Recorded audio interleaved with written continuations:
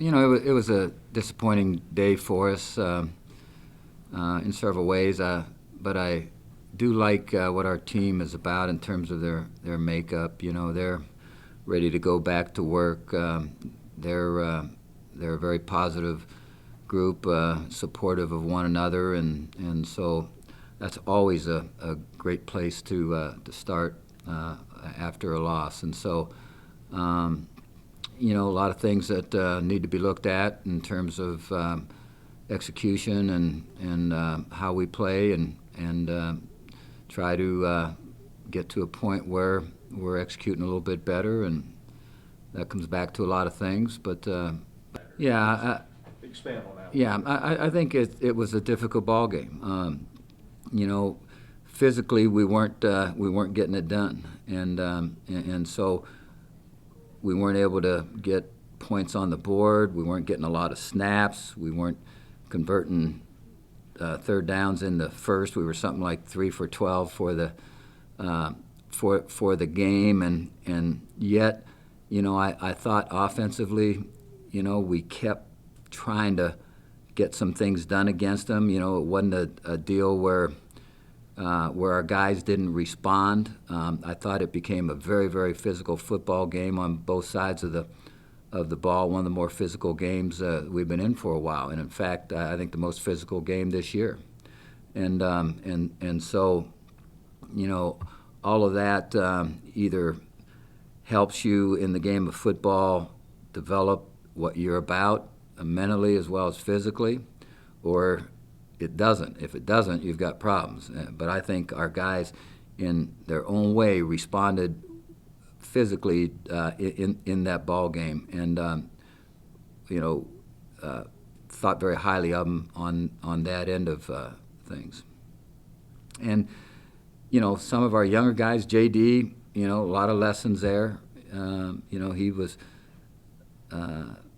I think we had 3 sacks against us. Your last 2 plays, though. Yeah, Sacks. yeah. But he was hurried on a lot, and so obviously that's a situation you don't want to be in very often, but it can be a learning situation for our quarterback in terms of anticipation.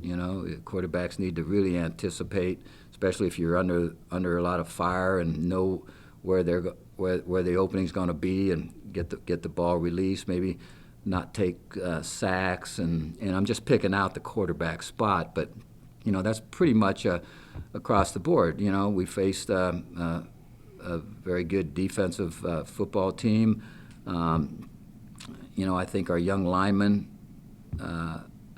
were put in situations where you look at a couple of their guys, and they were about as physical as we've faced, and so now all of a sudden they've learned what it's really about when you've got a player on the other side of the ball that's fairly exceptional in terms of strength and size and movement, and so a lot of lessons to be learned for a young group of guys. Well, youth presents a lot of problems, but it just seems like we can get better in all the units on offense. I mean, wide receivers, we can do a better job of running speed routes and getting places on the football field. And again, I'm just looking at this from what is a negative to becoming a potential positive. Because we got to play faster with that group. Our linemen, you talk about 5 guys playing coordinated football. It has to be the case if you're going to move the football with any kind of consistency. We already talked about JD, and so all that just needs to come together at a higher level than what it's at right now. Our guys know that. I think they work hard at it every day. I think we'll continue to show progress in a lot of ways. That progress needs to start showing in point production from the offensive side of it. Since that was an offensive question, right? I think he's feeling okay.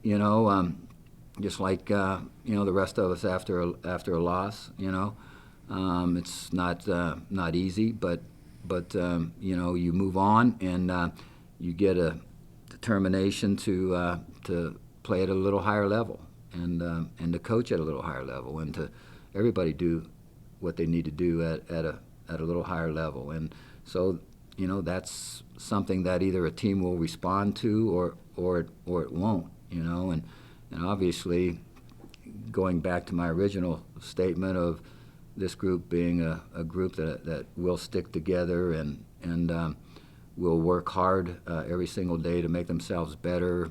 It's what gives you a chance. Okay, without going through them individually, many of the backups are in the same boat as some of the starters with lack of experience, and so you'd like to have those guys, that are coming into the game not as starters but as guys that are getting significant snaps. You want to see them continue to progress just like you want to see your starters. As you go through the year, the thing that you got to hope it doesn't happen to you is, you just get so many guys banged up to the point where all of a sudden they're losing game time. It's one thing to be banged up and yet to be able to play with an injury. It's another thing to have guys taken out of any playing time in a game and for significant time because of that, because of an injury. And so, that comes into play a little bit here for us. So, I think the guys that are backing the starters up, I think are doing a decent job. Again, they'll continue to improve. You look at it, we don't have a senior on the offensive line. We don't have a senior playing at tight end. We don't have a senior quarterback. Running backs, a lot of young running backs in our system, and so from an offensive standpoint, that's just a lot of young guys just, I don't want to say feeling their way along, but obviously maneuvering their way through tough competition. Well, they're extremely productive from an offensive standpoint. You look at total offense; they're leading the MAC, and their passing game has been special. They have a great running back, and they've got some linemen returning, and so off of a team that ran the ball, very, very well last year, and are running it very well this year. So they're not a one-dimensional football team, and that becomes a problem. You need to make them a one-dimensional team. The only problem is if you shut down the run and they're a one-dimensional passing team, they'll maybe throw the ball 60 times a game. And so you're going to have a lot of opportunities to make plays, and obviously they have that same opportunity, and they've been converting an awful lot of those opportunities into points. They've got an excellent group of receivers. Their quarterback's very poised, throws the ball very, very well. They'll spread people out, and so they're in no backs, certainly a share of the time to where that limits your blitzes and the other things in terms of trying to put pressure on the quarterback. And then you got a lot of very skilled athletes working one-on-one with guys in the secondary, and at times, if you're not careful, there can be mismatches there. So you have to look at that a little bit. Yeah, it is, and what allows you to be a fast-paced offense is if you make first downs. Obviously, if you're 3 and out, or you pick up a first and the next series is a 3 and out, that slows you down. Then your offense gets on the field, and if they can be productive, control the ball some, then the offense you're facing is somewhat the same kind of offense that you've been facing all along. Now, if they're gathering first down after first down and they keep that pace up, then that's different for your team, and it's certainly more difficult for your team. No, I think it's a combination of things, but they're picking up their fair share of third and mediums to long, but they're getting too much yardage on first down. When you look at third down conversions, if you're not getting teams in third and long a lot, if you're getting them to where your first down average is 5 or 6 yards a play, then that's difficult, because now you're talking about second and very manageable, and you're talking about third and manageable, very manageable. If it goes to third, it may go to first from the second down. And so controlling things on first down is huge in your third down percentage, and so you got to look at it from really both ends, and you got to be playing good football from both ends. When you get them in third and long, you can't let them convert, and you can't let them just get the yardage on first down to put them in easy second down calls and easy third down calls a lot. No, yeah, not surprising at all. He's a very talented athlete. He's got pretty good size, and he's got good strength, and he's got good speed, runs great routes, catches the ball really well. He's got the total package as a receiver. That was evident with him coming out. Yeah, the problem is they have some experienced receivers coming back that they're just not going to him. They're throwing the ball enough that he's getting a lot of statistics, but they're going to a lot of receivers in their throwing game, and so when that's the case, just putting heavy emphasis on one receiver or finding ways to double him and do things with him, you can't go about it quite as easily because of the other receivers being really a good factor too. It has been for me the way the season went last year, from about the middle of the season on until we got to UMass, where we played better, and where we got to the bowl game where we played better. There was a period of time in there that was as difficult for me as I've been associated with in football, and it's still to this point a little hard for me to explain it all.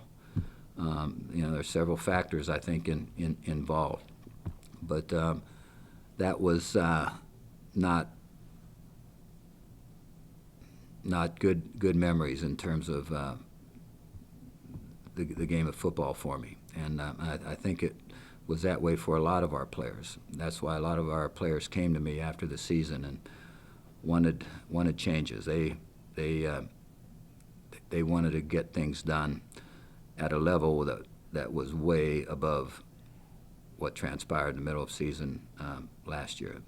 That was as difficult a time for me in coaching as I've ever had.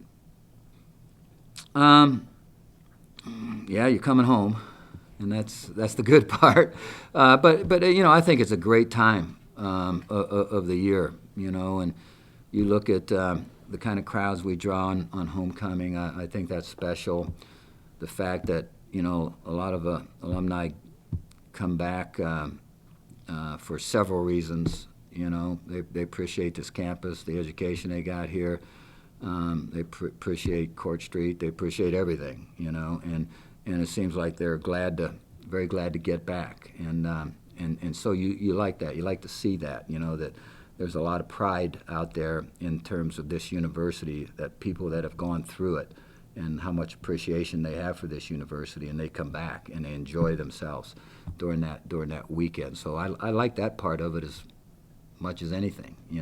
Obviously I like playing football in front of a large crowd, and this gives us an opportunity to do that. And it's clear to me that the more people you have in the stands, the more interest there is in your program. The more interest there is in the program, the better chance you have of building the program. And so, that all kind of adds up.